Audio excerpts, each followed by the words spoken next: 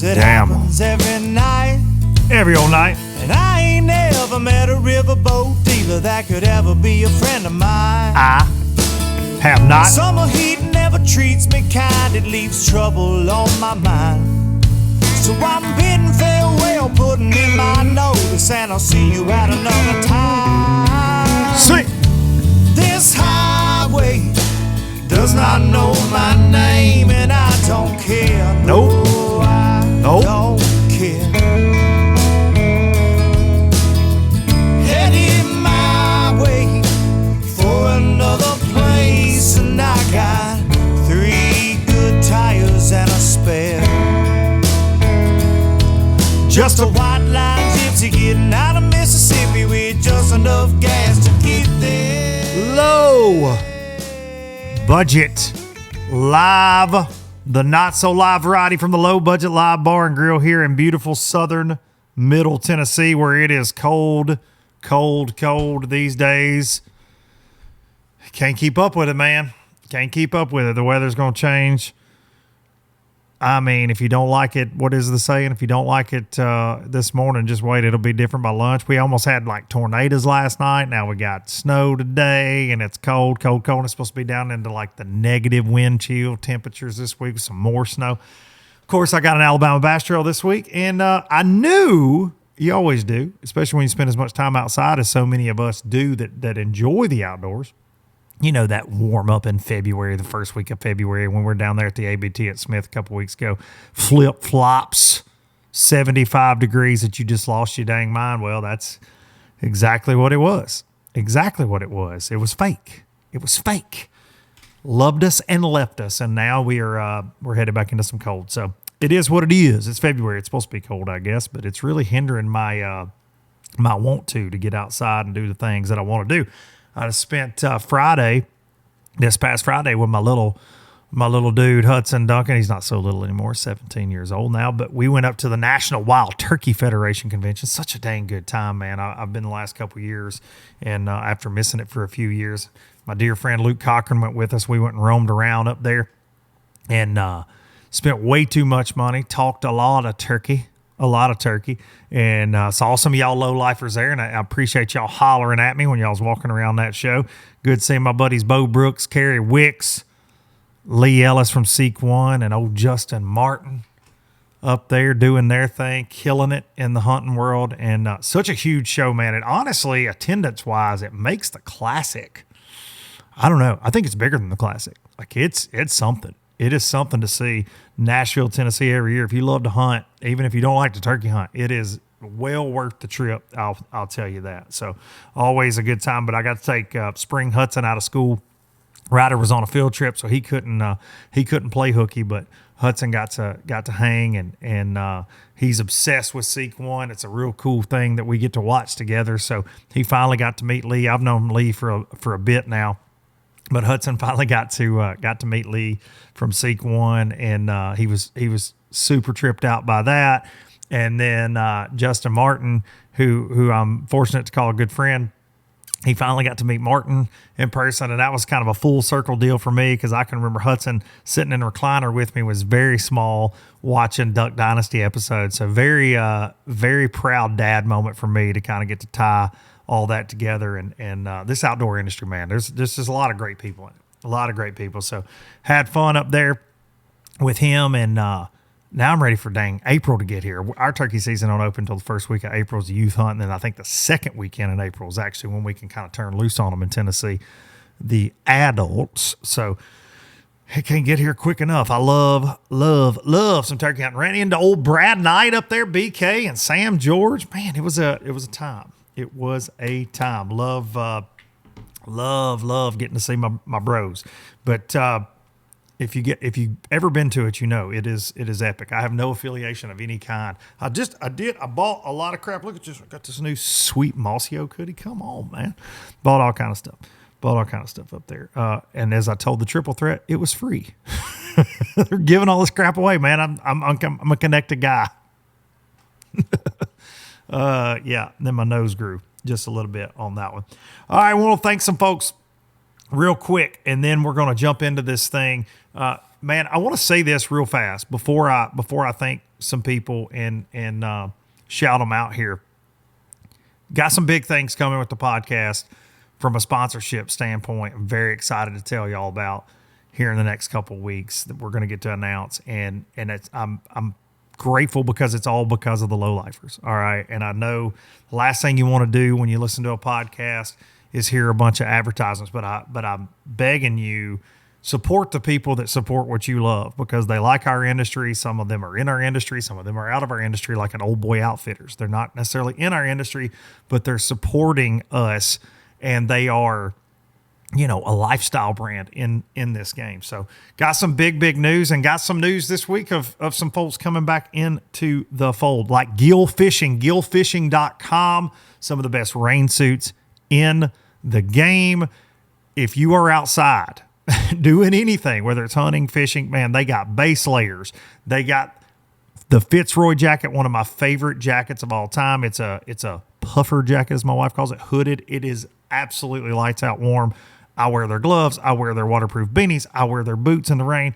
But now, last year we had a little deal with them for the low lifers. They've kicked it up a notch. LBL20 at gillfishing.com. LBL20 saves you 20% off at checkout at gillfishing.com. So get on there, check some stuff out. I know we did a free gift last year was the thing with Gill, but no, this year I pushed for the low lifers and they listened to get a discount code for listening to this show. LBL20 is going to save you money at gillfishing.com.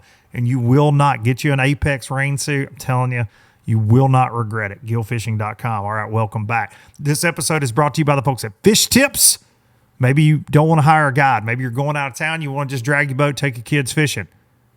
But you need maybe a little bone thrown your way. Fish Tips can do that for you. LBL10 will save you on your first tip at fishtips.com.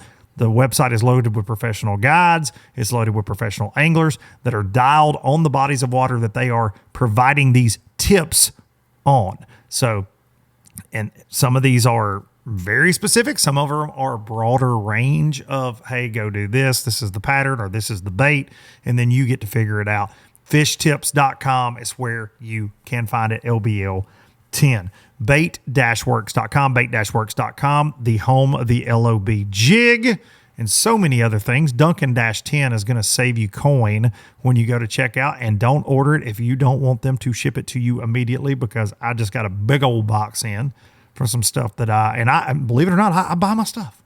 James Watson tells everybody that everything's free. It's not, except at the turkey show. Marissa's listening to this. Everything at the turkey show is free. Everything at Baitworks is not. I use my own code. Duncan-10 saves you money at bait-works.com. ProGuideBatteries.com back on the show this year. LBL10 saves you 10% there on some of the best lithium batteries in the game. Their AGMs are killer. They have lead acid batteries as well. Depending on your budget, depending on what your goal is for your boat, they have you covered. And now they have a new line of chargers as well that are fantastic. Check them out. ProGuideBatteries.com.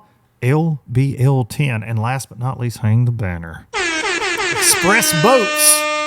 That X21 Pro. I got that new one. It's going to be here in about a month, and I'm getting a lot of y'all reaching out about the X21 Pro LE that is in the garage, powered by that Yamaha show, fastest hole shot in the game, 96-inch beam, more tackle storage than you can shake a stick at, C-deck, bow to stern. I promise you, if you'll go to a dealership, climb around in one, go for a test ride, you will not regret it. They've got their new H20, they've got the H18, the H17, the X19, a little bit for everything, a little bit of everything for anybody, any budget. Express Boats, building excitement since 1966. All right. Again, I know sponsor reads can be boring for you guys, but man, it just means so much to me that people care to be a part of this. And Old Boy Outfitters, real quick. Old Boy Luke, O-L-E, Boy Luke at checkout. Saves you on that as well. Lets them know you're a lowlifer. All right. So what's been going on, guys? A little bit of drama at the Bass Pro Tour down there. As I record this, Bobby Lane pulled off a big win down there. It's hard to bet against them Lane brothers in Florida. They beat up on you now. They will beat up on you down there. They are dialed. Florida bass are stupid, okay? They're stupid to us that live in other parts of the country. And I do think Florida is one of those places that historically locals do have the advantage. They do.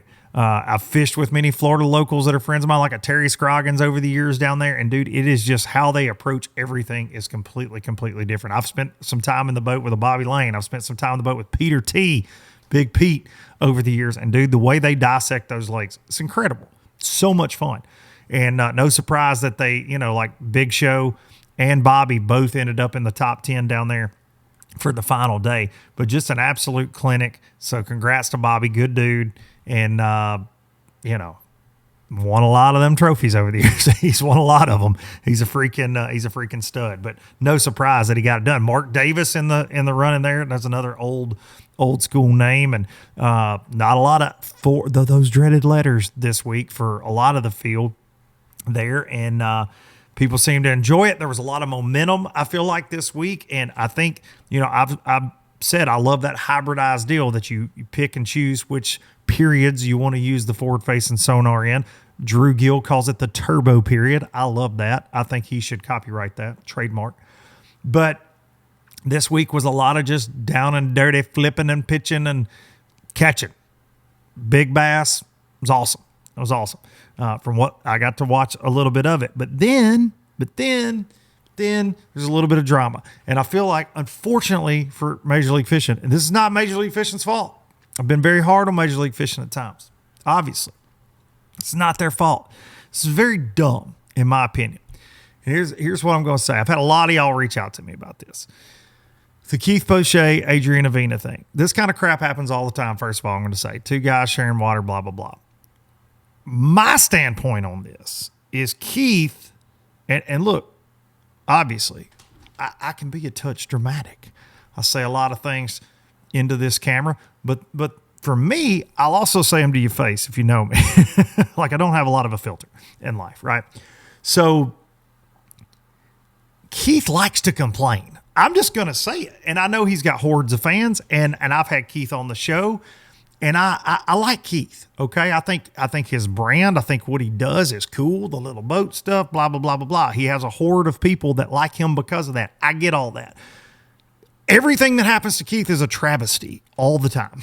It's always everybody else's fault and blah, blah, blah, blah, blah, blah, so on and so forth. And I didn't have a lot of details on the deal. I got sent Keith's video on Saturday morning by a couple low-lifers. And I saw that. And he's making the selfie video with Adrian Avena over his shoulder before blast off. And he's jawing about it. And they took a camera from him. And at first, my reaction was because Adrian has been called out a couple times. I think Michael Neal and Adrian got into it at Red Crest last year, and there's been a couple other things that I think get talked about. And once you kind of get that reputation, maybe you're aggressive, it sticks with you, right? And so I saw a lot of comments yesterday. People were just blowing him out of the water, only hearing one side of the story, which is the problem with social media, always. And again, I wasn't on a pop cup. I wasn't there. I know a lot of people that were there. A lot of people. I've talked to a lot of them now. And then Adrian went on to post a video last night because he'd been fishing all day. He misses the cut. He comes back. He's probably been hammered all day on social media. He's been tagged a million times. His DMs are probably full. I have experienced bullcrap like this before. The internet can be a pile of savages. I'm sure Adrian felt that very much last night. And Adrian brought the receipts. He filmed a video, if you haven't seen it, showing when he found this area. Dude, he even zoomed out on the map, showed the whole stretch he was fishing. Had waypoints from practice with the dates from practice. You cannot alter dates of when a waypoint was made. You can't. He had 3 or 4 waypoints from there. He tells the story that he was down there the first day because that was kind of misleading in Keith's first video, I felt like. And anyways, he brought the receipts. And a lot of people shared that. And what I noticed was a lot of Bass Pro Tour guys on Adrian's side. That's what I noticed. Saw that. Saw a lot of comments from them. I saw a lot of them sharing this video. And I think it goes with the fact that, again, they were having a very good event, a lot of momentum, and then there's this stupid thing that has to happen, right? And Keith's video got so much attention that MLF and what was the dumbest move, in my opinion, they could have done, released an official statement on it. So Keith had said, hey, they gave Adrian a camera. They took a camera away from me. Keith had been on camera for 2 days. He had a ton of camera time, right? And I do believe they had reached out to him and told him he was going to have a camera, and then they reached back out to him and told him he was not. From what I am being told, the reason he did not get a camera is because he drives that aluminum boat. It took him a long time to get to Apopka, and Adrian runs, I believe, a bass cap a lot faster. They have less cameras than they've ever had. I believe they have 6 cameras on the water. And so Adrian was going to get down there first. He was going to get down there quicker, and they could get a live camera up. As someone that sits on this side of the camera a lot these days and have for the last 5 years, it is a very big deal when you only have a limited number of cameras to make sure somebody's fishing when you go live. It's a big deal, and it's a long, long run to Apopka. Now, that is what I'm being told. I don't know if that was the case. I don't think that it was some big injustice towards Keith, from what I'm being told, on the camera thing. I don't know. But again, saw several people share it. It is what it is. I hated the fact that Keith did a selfie video with Adrian right over his shoulder. That ain't really my move. Like, I feel like if Keith's a badass, like, go talk to him before blast off. I was also told that Keith kind of jumped the tournament director in front of everybody that morning. And again, I'm saying that I like Keith. I like Keith. From what I know of Keith, I like Keith. I like his brand. I like all that. But I do think this was all handled very poorly. And this is coming from a guy that's handled things poorly in his life at times through this show. I thought it was stupid. I thought it was very stupid. And then when this got really weird for me, I'm going to tell you this. It's got really weird for me. So I get sent the videos of Keith yesterday, and I can see them fine, right? And I ain't got a dog in the race. But then this morning I got up and somebody's like, one of my dear friends says, bass fishing's back. Look at this. And Keith had made a response video to the Adrian video from last night. And I go to click it and I can't see it. It's not there. Click it, click. Damn, my phone's something, man. So I go to Facebook and I try to search old Keith, and he ain't there. And I go to Instagram. I try to search old Keith. Some bitches blocked me. For what? I don't know. I wasn't blocked yesterday. He's going to fish a $150,000 tournament today. And at some point, I caught a stray and got blocked from seeing his social media. What? So stupid. So stupid. And if he didn't, I apologize, but it very much looks like he did because, bizarre. So not sure what I did. I didn't publicly make a comment. I don't know. But then I was told by several BPT guys today that he was blocking everybody. So seems like he might, maybe be working on them Palomar knots, maybe tying on instead of running down that block list. But hey, here we are, here we are. Again, I'm a guy that runs my mouth. I'm a guy that has aired a lot of stuff out in front of a camera. I thought it was a little whatever, especially to be in the same town. And then I did get somebody screen recorded the video and sent it to me. And Keith's like, man, I got my 10-year-old right here. My 10-year-old, which was a weird flex. The whole thing was weird. I don't know how many of you low-lifers keep up with the Kendrick Lamar and Drake rap battle, but it felt like a really dorky version of that between Adrian and Keith for me. They not like us. That's what Keith was saying. They not like us. They not like me and my 10-year-old. They not like us. I don't know. Maybe they'll sort it out. Maybe they won't. It definitely took away from a great tournament. And we shouldn't be having to talk about it. That kind of crap happens all the time. It happens all the time, man. It just does. It happens all the time. And people have been in a fit. And I will say, Keith caught him one on the final day. So, it looked like a lot tougher day for him. And I don't know, man. I think and he's won at that level. And I think to compete, though, consistently against those guys, and he does, I think that you better stay dialed. Like, you have to be obsessed. I say it all the time. You have to stay dialed.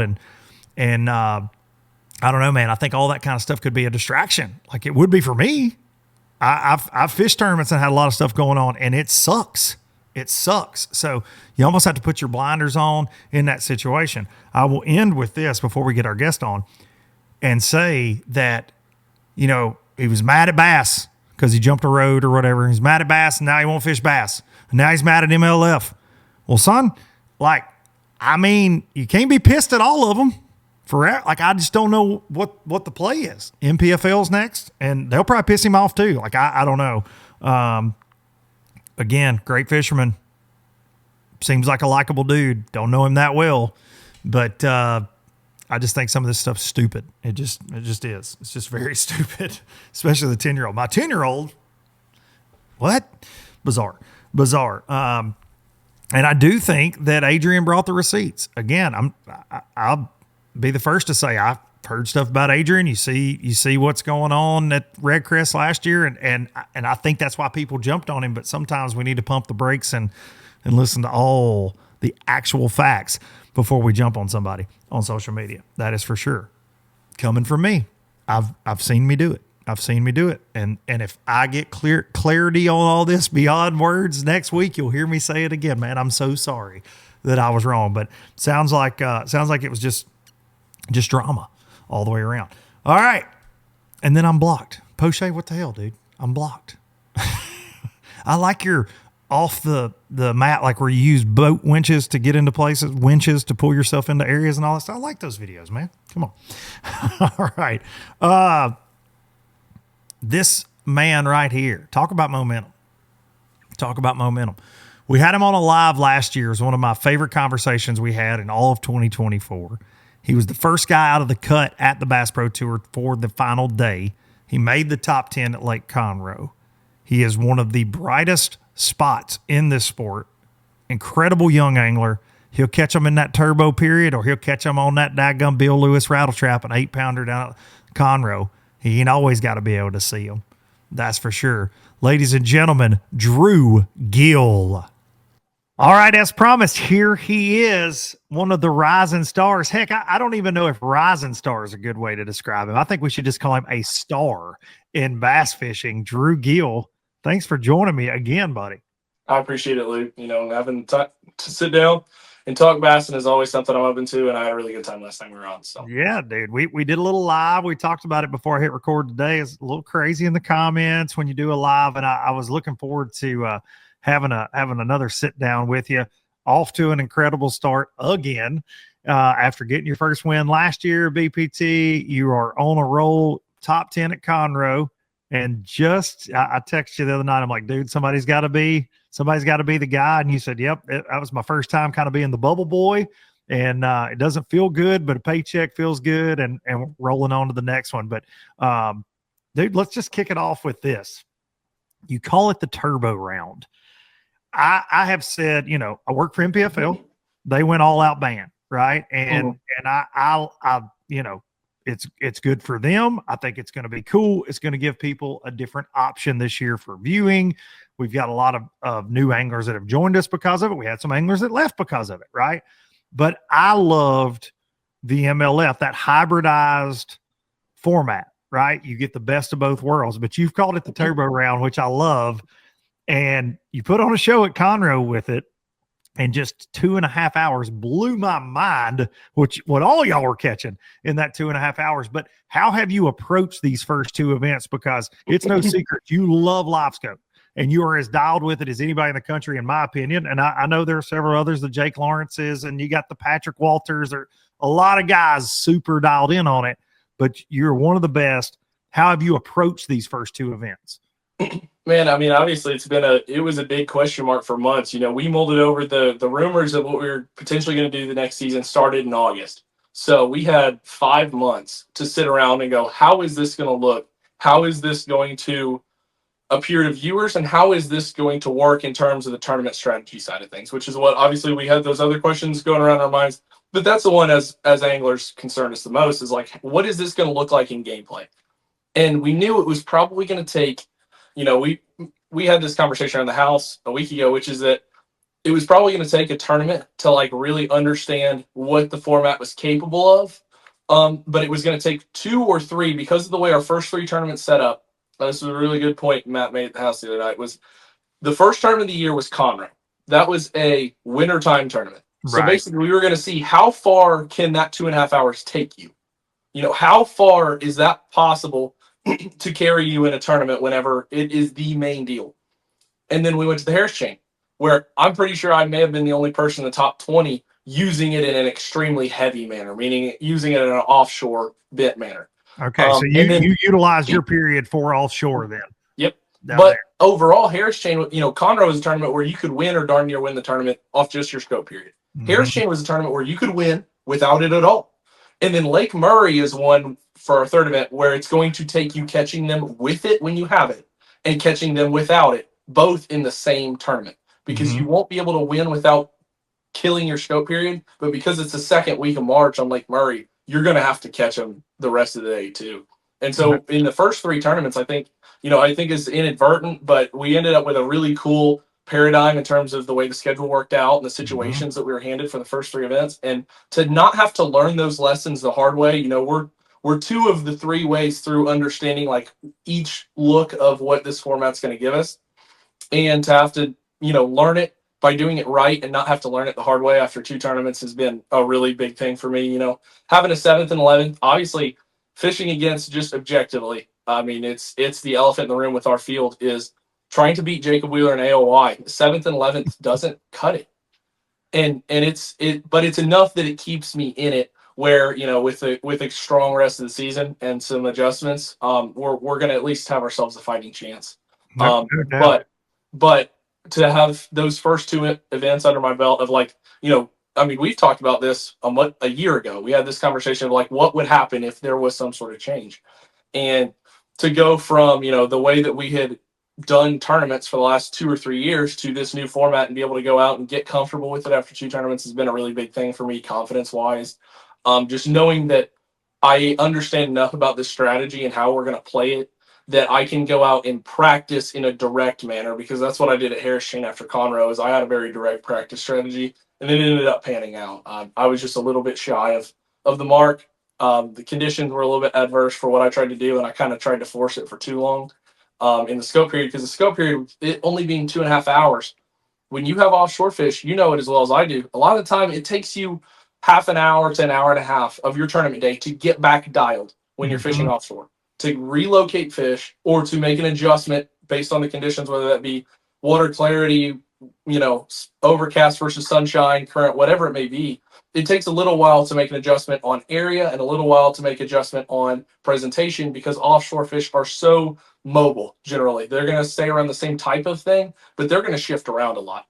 And so at the Harris chain, I just ended up wasting a lot of time trying to relocate my fish and being a little bit too stubborn about my bait presentation, and it cost me making Championship Sunday. But that one was one that we were able to go out and actually have a pointed strategy of like, okay, this is how I'm going to attack this week based on what we learned at Conroe, and it worked out.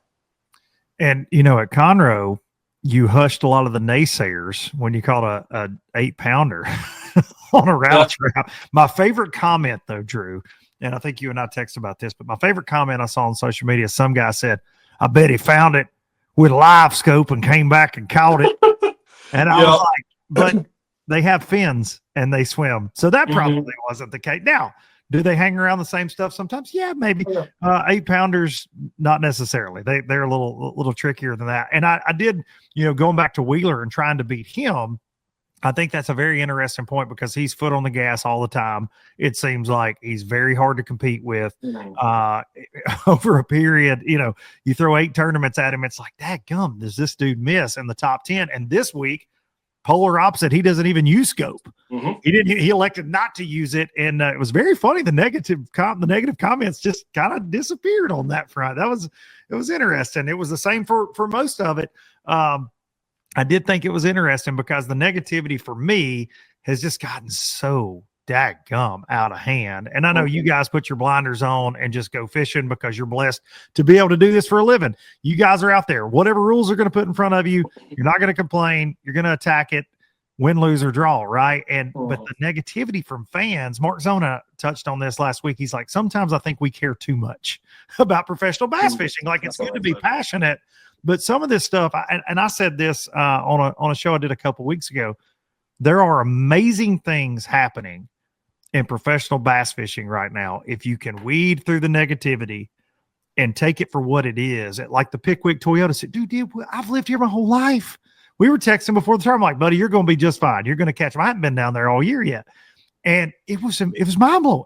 It was unbelievable. Mind blowing what happened down there. And I don't care if y'all are catching them on something that I'll never be able to buy in my life, like some crazy lure or whatever. It's just awesome to see it. I mean, that was one of those tournaments. It's like, looking back at it, I said this, me and Jake had this conversation after the tournament. I was like, this is going to be one of those tournaments that I'll probably force my kids to listen about in 25 or 30 years. Yeah. And A, they may not even care about bass fishing to begin with. I really hope they do. But B, if they do, they're going to be like, yeah, right. Okay. Yeah, sure. They just 25 pounds just fell out of the sky, didn't it?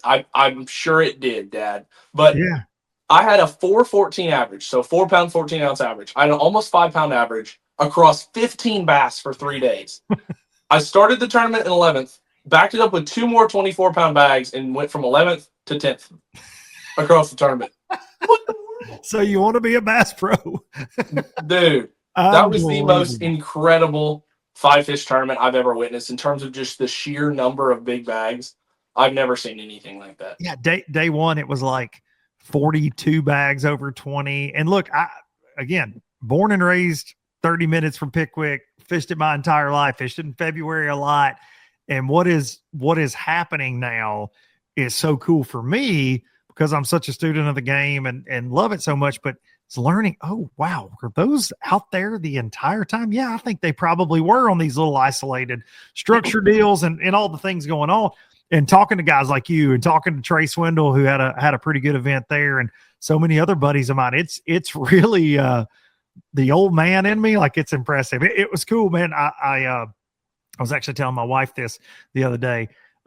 Lost my dad in this past November, and he was a Pickwick, like he loved Pickwick. Pickwick was his favorite place. I wish he could have seen that because live scope blew his mind. Like I got to take him in September of this year. He'd never been in the boat with me on it. Like he had bad knees, couldn't stand up, the whole thing. And he hadn't got to go because he couldn't stand up there with you while you're doing it. And I was pretty dialed on a deal on this lake close to the house. I'm begging him, like, please come out. And I caught like a 6.5 with him. He got up on the front deck. He's literally standing there with a cane. And I'm like, that's a big one. Throw him a little minnow at it, and he's like, no way. He just blew his mind, right? So that tournament would have been too cool, man. So to see the home pond kick that out, because it's been through its struggles. You know that. I mean, and depending on the time of year, we'll see it again. But like last year in the MPFL in July, the guys that utilized forward facing that kind of approached Pickwick different than we normally see, it was incredible. Absolutely incredible. And I think your buddy Jake was the one that kind of started stirring the pot up on, hey, maybe they live in some different areas. And now people have caught on, unfortunately, for Jake. Yeah, I tell you what, I think, and not that there weren't other individuals that started doing that around the same time, because there were, but I think Jake, in terms of major tournaments between the Toyota Owners Tournament, the Toyotas, the BFL Regionals, Super BFL. Tournaments, Jake was the one that kind of was the catalyst for, oh crap, the TVA isn't what we thought it was. That's right. And specifically on Kentucky Lake and Pickwick were the two that he started to show that off. And I tell you what, for me, it's been an adjustment for sure, because like that's not, traditionally speaking, all our understanding on the TVA was based around like contours, which is obviously a big part of it. But what we didn't think about the fact is we were using contours as the bottom creating a current break for us. Yep. What we didn't think about is just the base sense is that a current break is something that slows or blocks the current, meaning it doesn't have to be a contour. It can be an object. Yep. And although the objects don't hold as many, they generally bite easier and they're bigger on average because they have their entire lives to just chill around that, whatever it may be. And granted, I mean, it's not like you just find an object and there's automatically one there. You got to have, there's going to be zones of the fishery, whether that be in a creek, essentially bank contour adjacent, meaning contours that taper off the bank and it's on those, or like on the stuff right out by the river channel, whatever it may be, there's going to be a zone that's better than the rest. But realistically speaking, it doesn't have to be just the contour itself creating that opportunity. And that's something I've kind of had to reinvent my wheel on those lakes is learning that approach to it, because it's something where, like, growing up on fishing Kentucky and going to Gunnersville and Chickamauga and Pickwick, I'd never really thought about it in that light. You know, my mind was always on contours. And if it's not on some sort of dramatic contour, it's not going to hold a bass. And that's just plain not true. Oh, buddy, let me tell you something. You talk about you reinventing yourself. This gray bearded sucker right here has been fishing in the TVA since he was about 10. You talk about a hard reset. It's like, wait a second. Did we know anything? Did we, what has been happening? Because I feel like I'm a decent, like, current fisherman, right? And current break and understand it. Like, grew up on the river. It's like, no, wait a second. It was funny for me, the ABT last year in February, and it wasn't anything like the Toyota, but that was my first aha. I was out there doing the live coverage, and you got these cats out in the middle, and the floodgates were open. And you got guys out in the dead nuts middle of the river channel, which you don't see most of the time, fishing isolated objects, doing a little scoping. And I'm like, oh, what in the world? I'll never forget calling my dad on the way home from, like, dude, you don't understand. We didn't know anything. Like this, and the historic places where, oh, if the current's at this is where it's going to go down. Yeah, that's where it went down, and you finished about 30th, right? Like it's changing so fast, man, so fast. Yeah. And but I think that is why a lot of the negativity exists. I do. I think that is why they're scared of change. They're scared of progress. A lot of times they are scared of something that they're unfamiliar with. And I think that when you have done something a certain way for so long, and I'm one of them, but I embraced it several years ago, but it's hard to flip that switch, man. It's hard to flip that switch. If you're a dude that you just like to go through that spinnerbait at the bank all day long, you're like, oh, this is bass fishing for me. And then all of a sudden somebody goes, hey man, look at this screen and we do this now and you don't have to do this anymore. It just freaks people out. I think that's where a lot of the negativity comes from. And I think people like Drew Gill make it look very easy on camera sometimes. And then they do go spend the money and they got this big screen up there and they're like, well, hang on a second. Mm-hmm. Those were drum. These bass don't bite for me. These guys, this is crazy. And then they get on that keyboard, son. Yeah, that's a fact, man. And like the thing for me is I think there comes a certain point with bass fishing that we all kind of get to with certain places. Like we get a level of familiarity with where we're fishing, what we're doing, and we build a process of how we go about fishing that place or that place under those conditions. And so that's our system. That's what we rely on. That's what we depend on. And even when it fails us, we still trust it because of our good experiences enough that we're like, oh, it's just going to happen sometimes. And the thing is when you start getting into that rhythm of trust of where you put so much trust in what you already understand, as if it's infallible, you never start looking for the incredible or the unlikely or the outstanding, kind of side quest type bites that you may not even know exist. And honestly, you get to a point where you've learned enough on a fishery about what you do and how you do it that you almost wish that it wouldn't happen, because then you don't have to go reinvent that. But the problem is, for me at least, and for a lot of us, I think, one of the biggest parts of the magic of like bass fishing is going out and having an original experience. And yes. I'm going to be honest, man, there's not many original experiences, especially as we grow in age and experience. There's not many original experiences to be had on the bank. Like I've caught big ones on a laydown.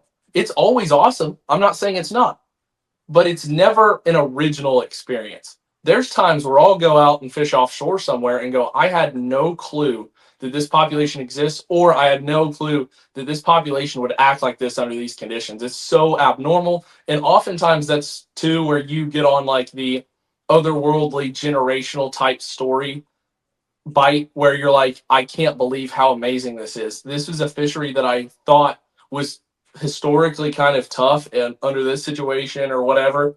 And I literally can't not catch them.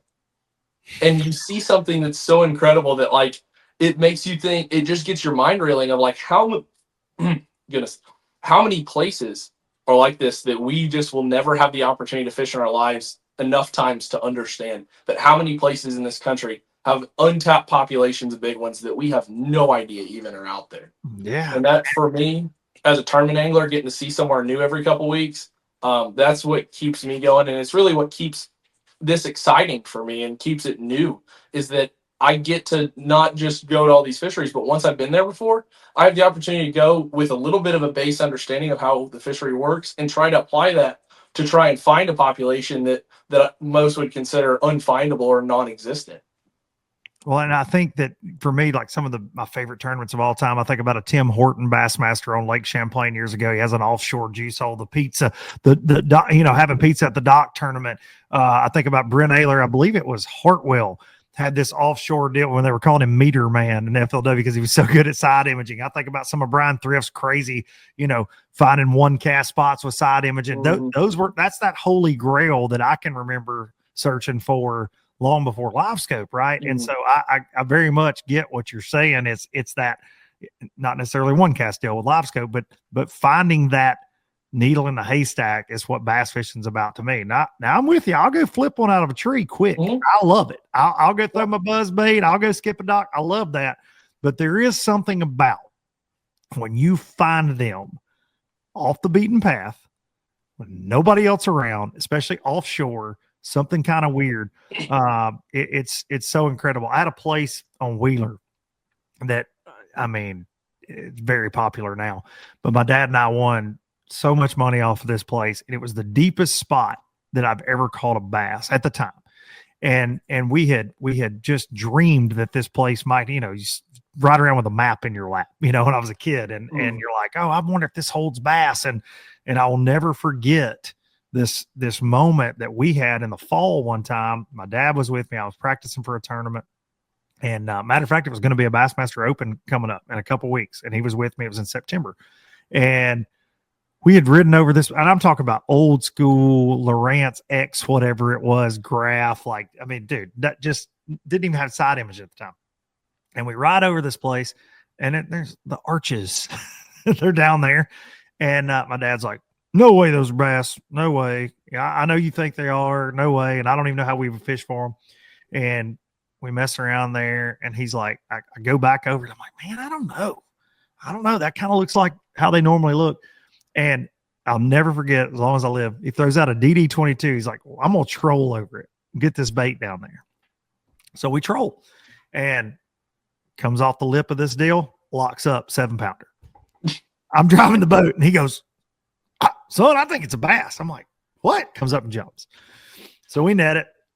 I'm like, I'm going to make that exact same path again. You do that again. Like I said, I'll figure out how to catch them when I got to catch them in a tournament. Catches a 5 when we go back across it. And I'm like, oh my God. So then we figured out how to weight crankbaits and long line and all that stuff. Mm-hmm. But that was one of those moments like you're talking about, like when you connect with something, dude, we had it to ourselves forever. Like it was so, and then of course people start paying attention and that type of thing starts happening. But that's the holy grail to me in bass fishing for sure, is that offshore just juice. No doubt. Because it is different. It's a unique experience, like you said. And it's something that, like, oftentimes, it's something that we don't even, like, expect to be possible or see coming. And like, yes. Even if we expect it to be possible, it's like before scope, we all had this thing where we were like, man, imagine how many are out there that we can't even fish for. And we just had that hypothesis of, like, maybe it's out there.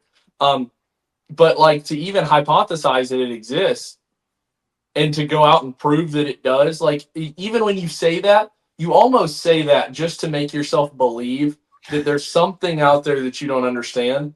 But a lot of times when we said that, we didn't realize how true it actually was. And I don't think we said it literally as much as we think we did. I think we said it to make ourselves believe that there was something out there to be found that we just hadn't found yet, to where maybe one day we'd find it. And it'd be that ethereal experience at that point. And now that we have the ability to understand it, we realize that it was a lot more literal than we thought sometimes.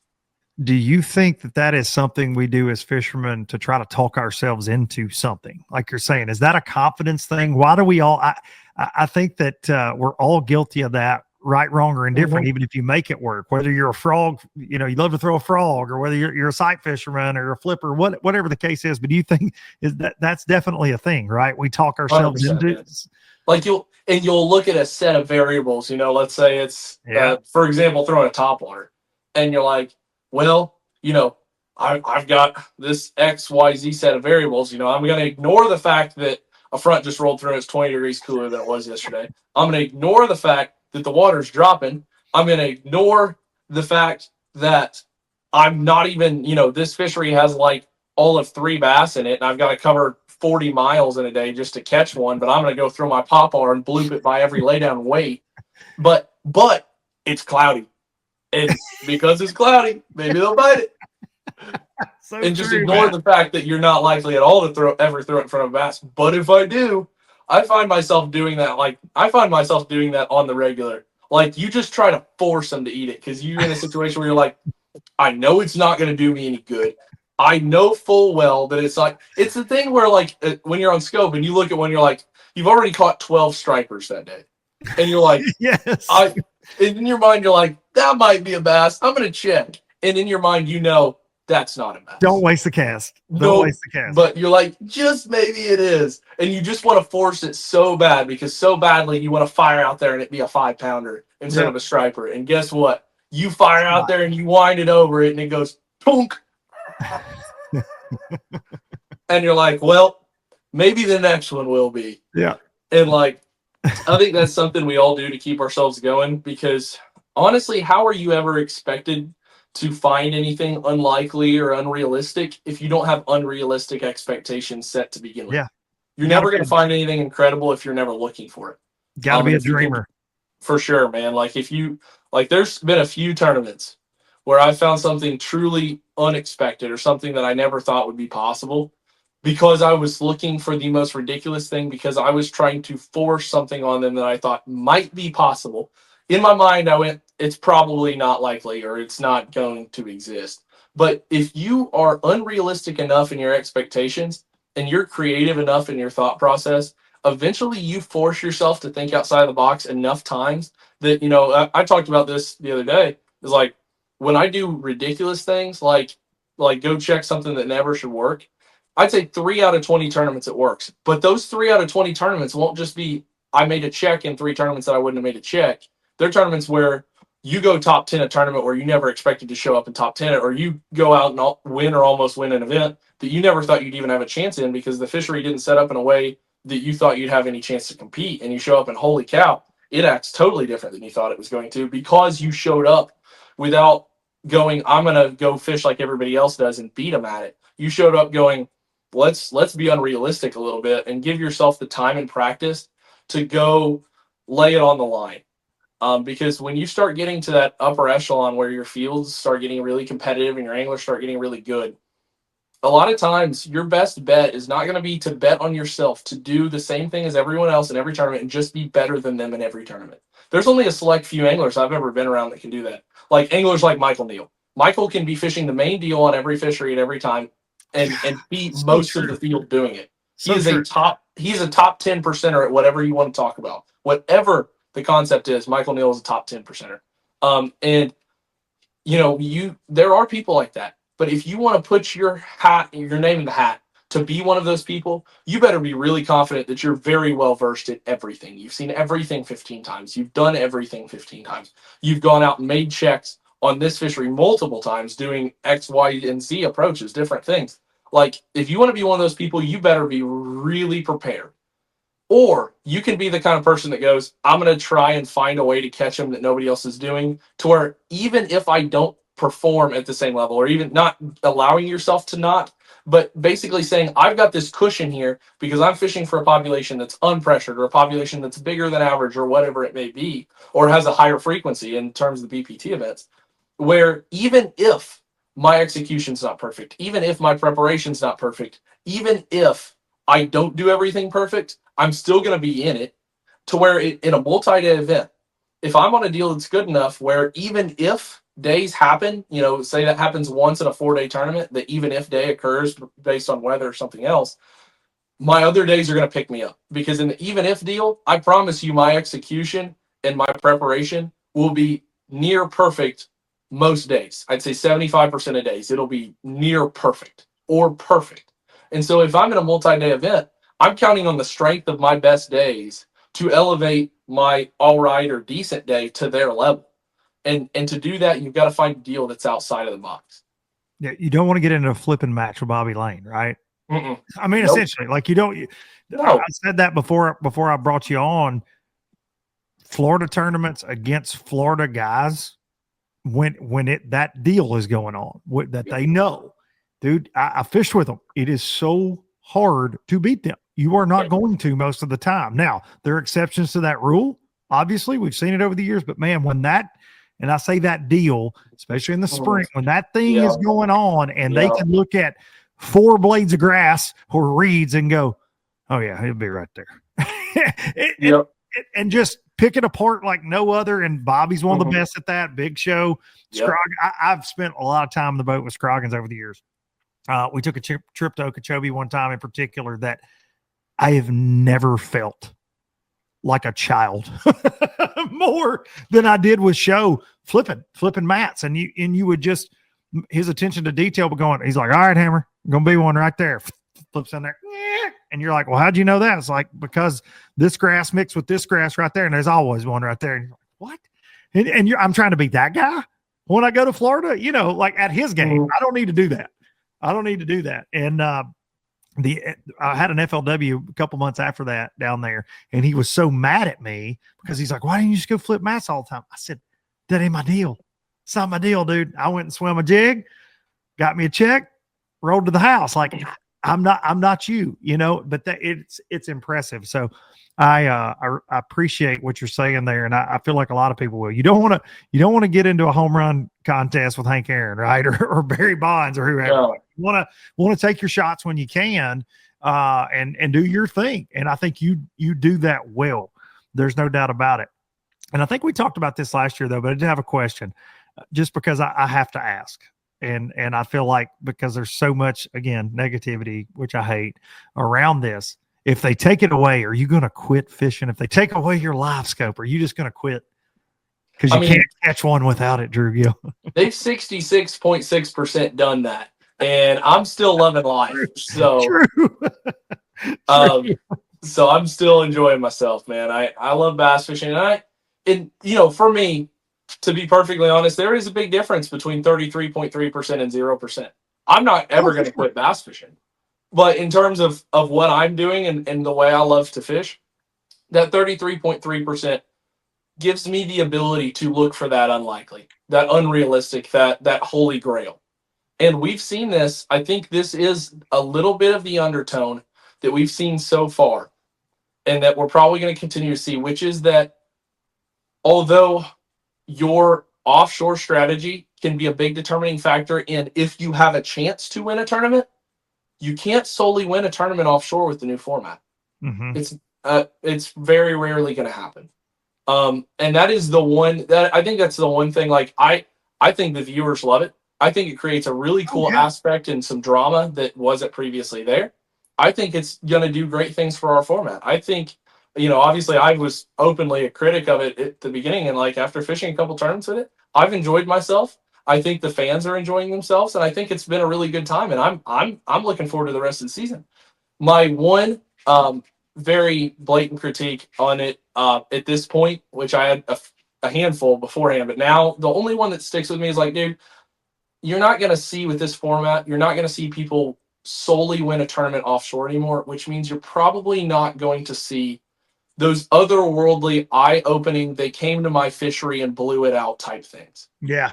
Meaning our anglers are great at what they do. They're tremendous. They're better than the locals at almost every place we go. Not meaning the locals aren't incredible, but they're literally showing up and doing things that are unheard of. I mean, in 2 days. In 2 days of practice. And they are an incredible field. But what you're doing is you're doing what everyone does there better.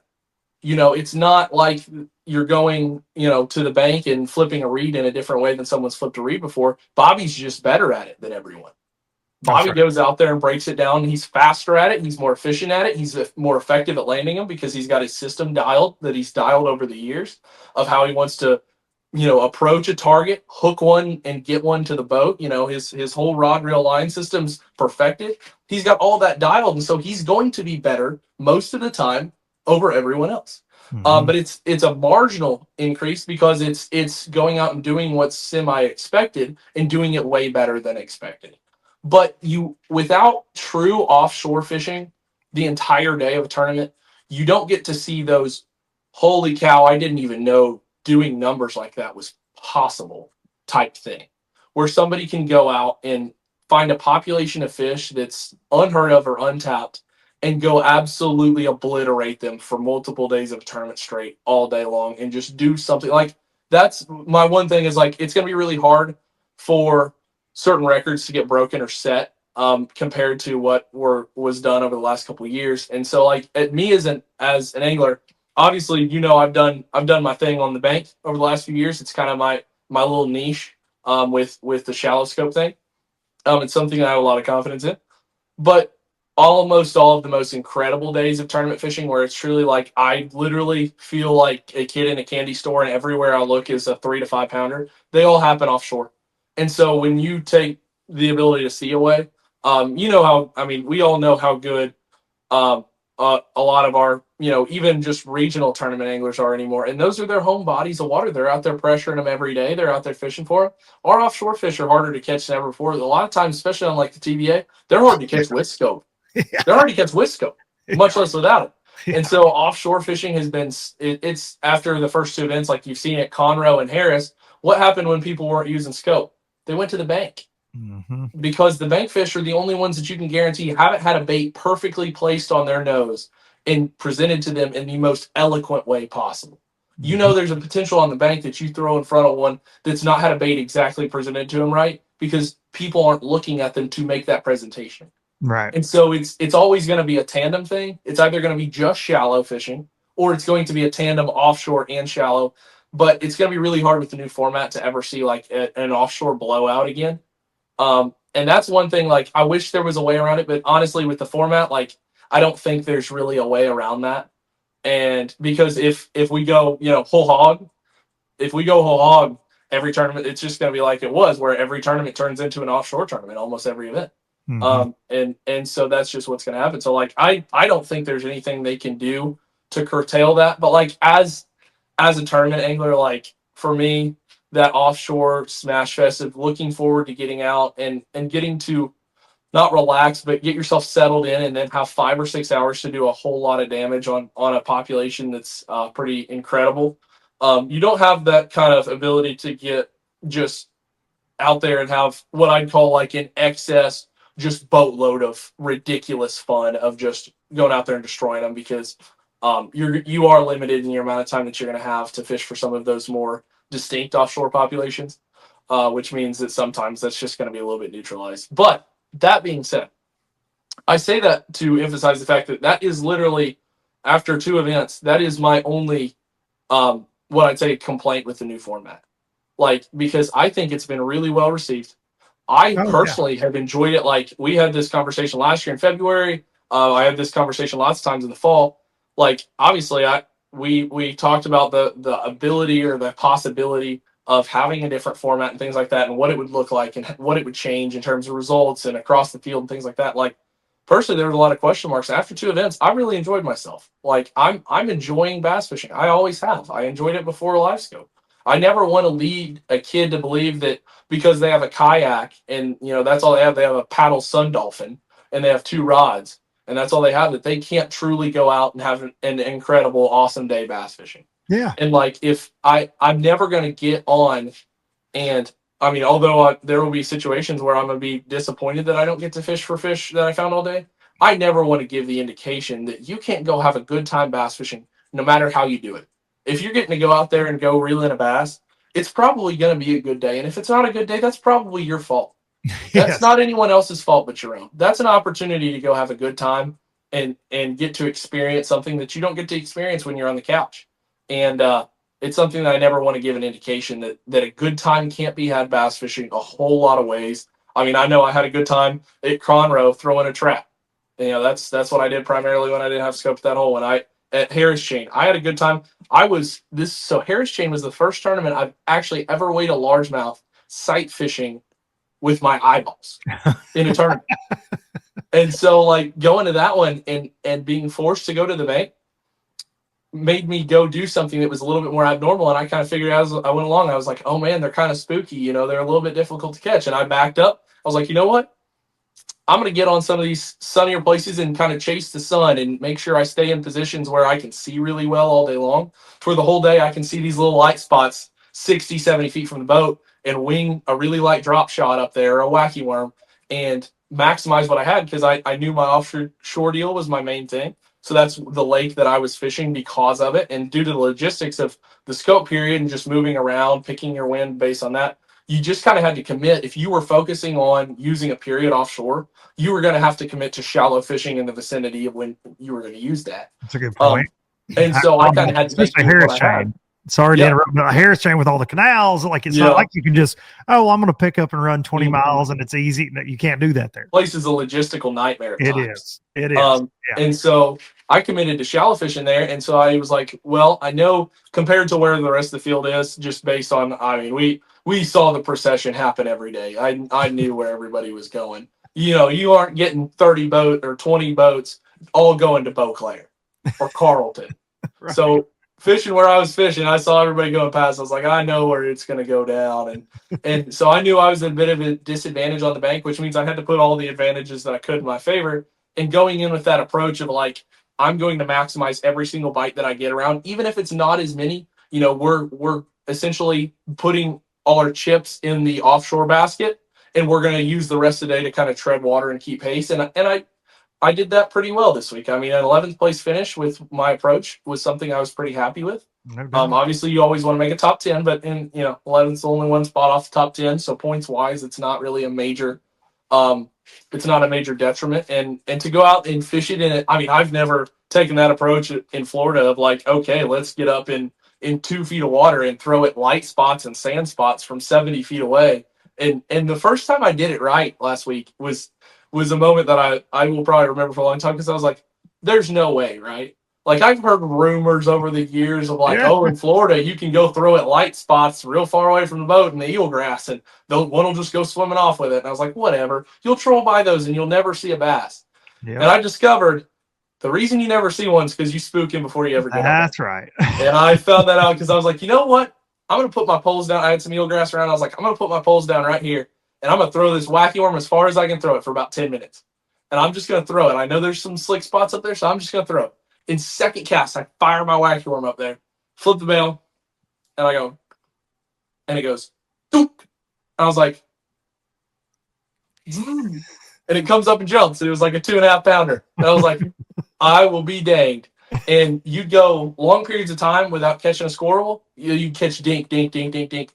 And then you get in one of those little zones where essentially a certain population had slid up to the bank.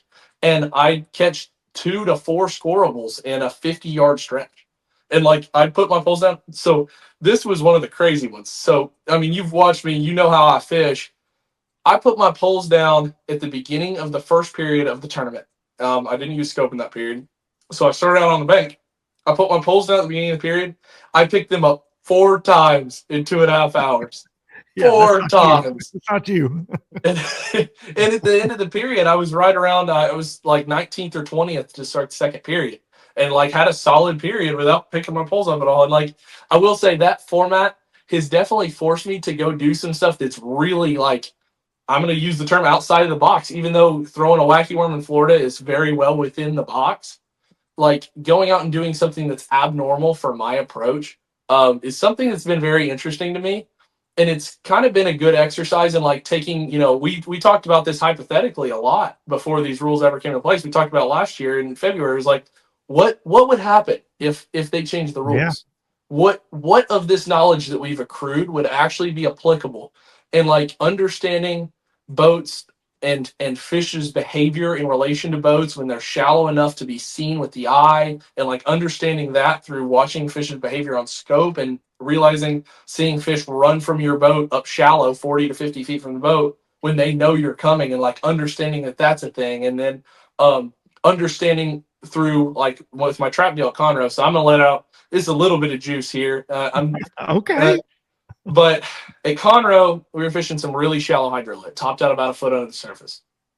And I'm not going to get super specific, but like there are certain ways to throw a lipless crankbait very, very shallow through modifications with weighting and line that allow you to throw a lipless crankbait and make it be a super slow sink to where you can fish it in a lot more lethargic manner around cold water grass fish. And I mean, I went in that zone and it was a zone that was pretty pressured. I mean, I'd fished a couple times that week, and like that zone that I fished the last day, I hadn't even been able to fish, but in practice in the second day of the tournament, because every other time I went in there to fish it, I just idle in there and go, nope, and turn around because there'd be 25 boats between locals and our competitors. And so when I finally got to fish my zone the last day, I knew that it had probably been fished, had been beat on for a few days, and made a few little modifications with my trap where I could literally, with a foot of clearance between the surface and the top of the grass, lift my trap and hang it, and it would take 4 seconds to get back to the top of the grass.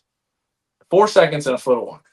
And that was something that was really, really important because although it was painfully slow way to fish a trap, I knew from watching them in shallow submergent grass on scope, power fishing or winding something, how often they'll follow your bait and you never give them the opportunity to eat it because they never close the distance. They just follow it on a string. Your bait goes and they go at the same pace. And so you have to be able to give them that opportunity to get up on it and eat it. And oftentimes that time of year, especially, the jerkbait's super powerful. The power of the jerkbait's that you can hang it above their head and let them catch up to it when the water's cold and they don't want to speed up to close that distance. And I took that same logic and applied it to the trap. And when I got in a zone that had them, I put some weight down in a hurry and caught a couple big ones in the process. And like, it has been really gratifying to me to take some of that knowledge that I've accrued over the last few years of watching them and watching them every day in their natural habitat and take that knowledge and apply it in a practical sense, even when I can't see them, because that is how true it is. You know, it's just confirmatory to my process of like understanding this is so true that I can even take these thoughts and apply them when I can't see. And it's still so true that I can go out and really catch them in those same situations because I literally have absolute truth to stand on, not just assumption. And so even though we don't have it in those moments, the ability to learn so much so fast with scope and with forward facing sonar has allowed me to understand things about bass's behavior in certain situations that I never could have prior, and have allowed me to make some really sneaky decisions and some really crafty adjustments when I've needed to, because I can base them on truth and not just an assumption. Yeah, I don't want to I don't want to keep secrets, Drew. We don't need to keep secrets. You need to text me after this. Let me in, let me in the club. Let me in the circle of trust. Secrets are no good. No, you said that last year when we talked, and it really jumped out to me as what you are learning by looking at them on a screen and how they react to certain situations, and you're applying it now. We're seeing that, and it has to be gratifying for you that when you can't do it, when you have to fish blind, just go regular fishing. As I see the comments, he's just regular fishing. That's what we want to see. Just regular fishing. That's fishing. Those are my favorite comments, but it has to be gratifying for sure. Going back to Harris Chain real quick. You said there was an area where it was going down. I have to mention this. It was going down. All right, buddy.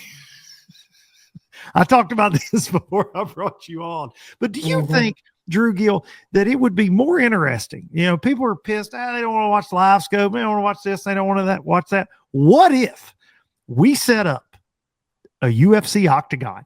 And I think if you have a dispute on the water, when you get back up there, JT gets to commentate it, and you got to go at it for 3 rounds. And when you're done, you can't make a stupid social media video. You can't talk crap. You just duke it out. What do you think? I'm gonna be honest, man. Like, as far as just, you know, people like to use the term in-house. Let's keep it in-house. You know, if you want to keep it in-house, that'd be a good way to keep it in-house. Yeah. It wouldn't leave the boat ramp. Yeah.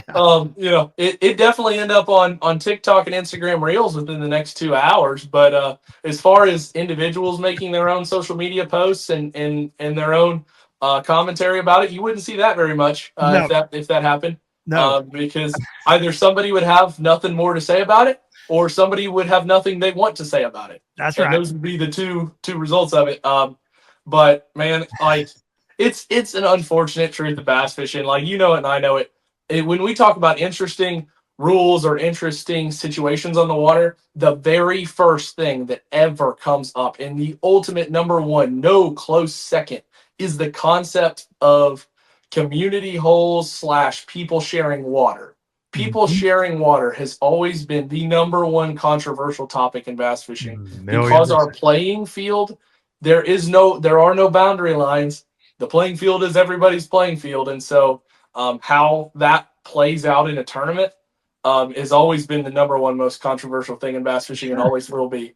And it held true at the Harris chain for sure. And I spoke too soon. I was like, man, we're off to a good start this year. There's not Momentum. been a whole lot of Yeah, noise, it's been been a lot of great. positivity. Like fans are loving it.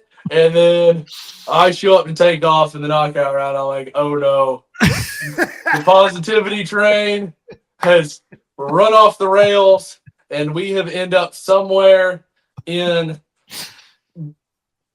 just Podcast absolute, land, man. Viral yeah, videos, comments. I've nowhereville. seen We dude, I've seen more posts, dude, and I get tagged in them, right? Because of the podcast, whatever.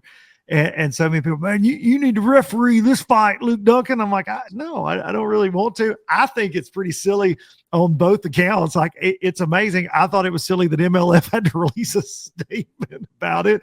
And again, amazing tournament. It was a good tournament. Mhm. Both tournaments have been fun to watch. For what I've got to watch, they've been fun to watch. Like you said, format change. There's been like, dude, you had Mark Davis in contention to win his first BPT, a legend. Like, come on, dude. It was cool. And then all of that, unfortunately, overshadowed it a little bit. But yeah, I had to ask you that. I couldn't let you get out of here and not say something about the UFC ring. Me personally, like, and I feel like I'm speaking for you too here, Drew Gill.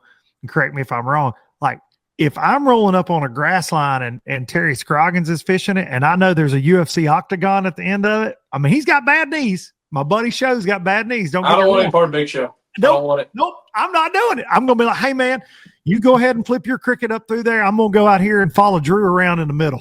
100%. That's what I'm going to do. 100%.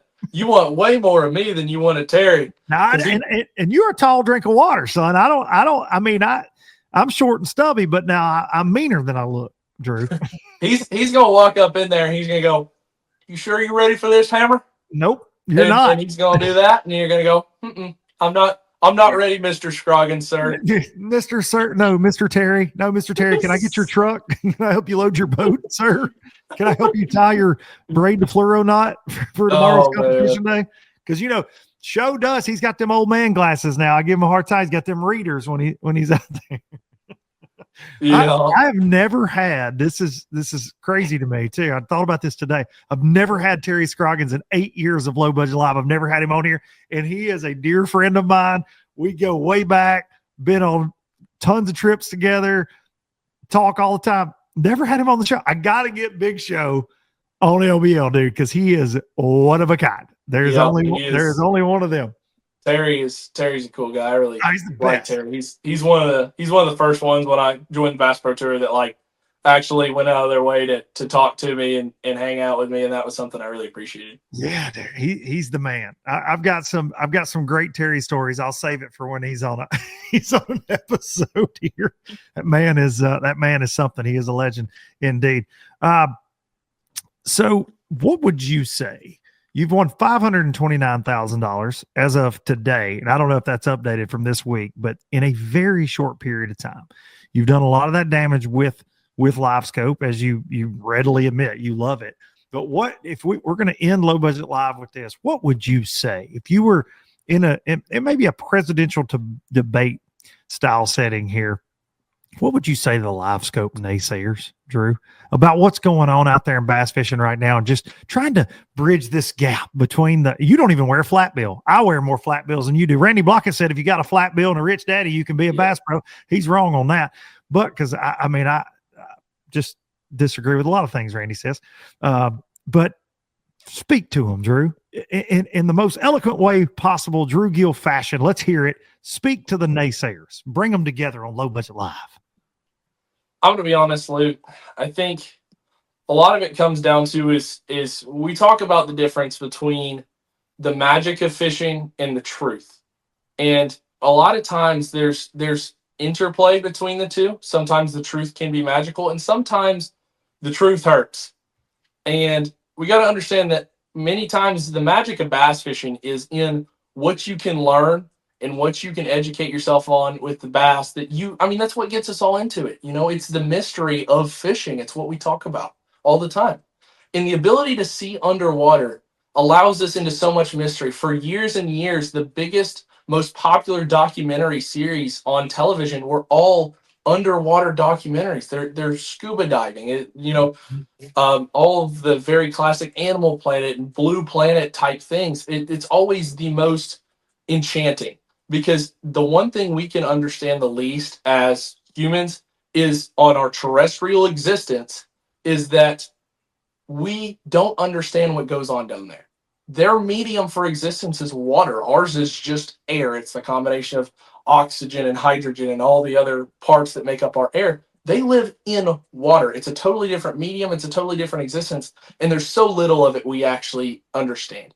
And so why would you shut yourself off from the ability to grasp the magic and the mystery of a world that's so unlike yours, you'd never imagined it? And the ability to get to go out there, like if you had asked somebody 30 years ago, would you enjoy just the ability to see what bass do every day? There wouldn't have been a soul that would have been like, I'd rather not. It's absolutely incredible what we don't know about bass fishing and what we don't know about what happens underwater, not even related to just bass themselves, but the whole environment. And why on earth wouldn't you want, if you love those little green fish so much, why on earth wouldn't you want the ability to get in the water and hang out with them every day you get to put your boat in? That's what I feel like I get to do every time I go. And it's something that never ceases to amaze me.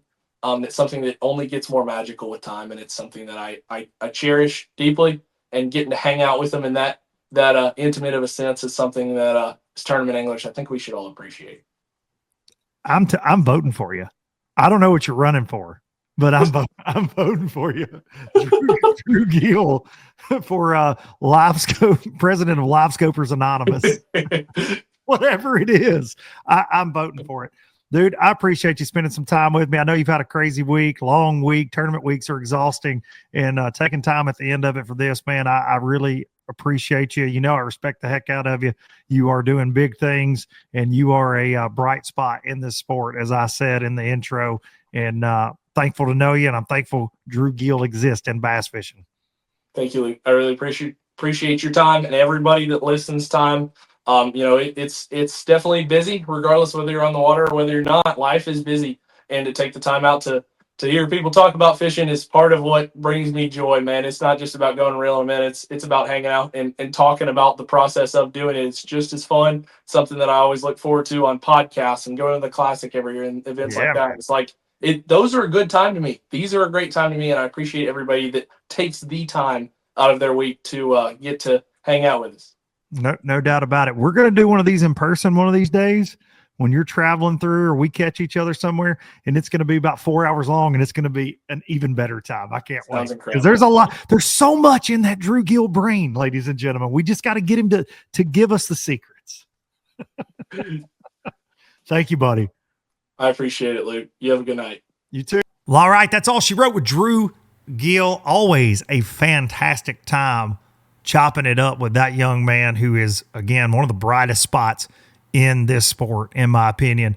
Feel like he's going to be around for a long, long time. He gets it, and so well-spoken, so articulate, and just a freaking bass sniper, to say the very, very least. So I appreciate him taking time out to join us there. And thanks to all you lowlifers for tuning in each and every week. None of this would be possible without you, and we are going to celebrate all of that together at the Bassmaster Classic. We're going March 22nd, Birdie's Social Club. March 22nd, Birdie's Social Club. We're going to have a low-budget live extravaganza with a low-budget live podcast and music to be provided after by the Fat Rascals. That's what we're calling them right now. Might change the band name. Some of the band members not as crazy about the Fat Rascal name as I am.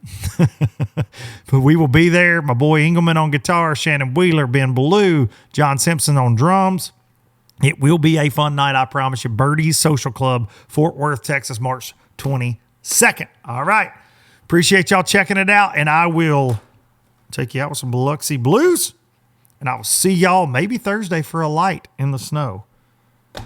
We shall see. See ya. Tupelo, I never could make it last. Spanish moss and Civil War ghosts, well, I'm gonna leave them in the past. Any direction, Lord, I'll be fine. It don't matter east or west. North, south, wherever the wind blows, I'm leaving those burdens at rest. This highway, it does not know my name, and I don't care, no, I don't care. Heading my way for another place, and I got 3 good tires and a spare. Just a white line gypsy getting out of Mississippi with just enough gas to get there.